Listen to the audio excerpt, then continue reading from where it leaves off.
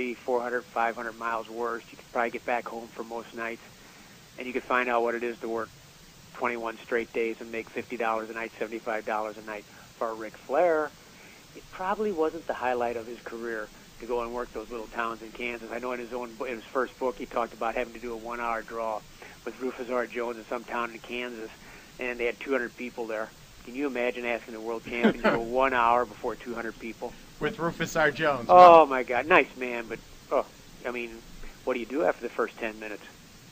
How do you get the next 50 in? Even Flair was challenged for that.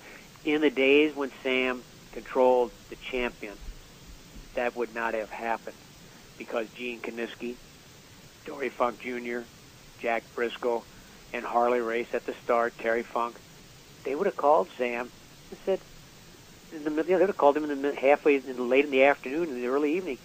Jesus, I'm here in Olathe, Kansas. It's a Wednesday night. They're going to have 300 people here, and they want to do an hour Broadway with Johnny Gimbroni.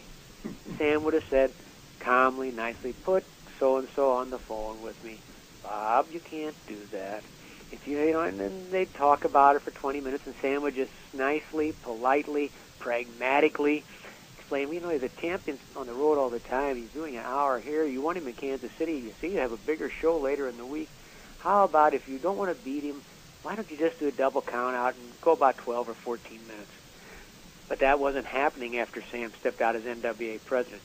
The NWA presidents, be it Fritz Von Erich, Eddie Graham, or, Bob Geigel, who's just a figurehead, they didn't care. Bowl, 3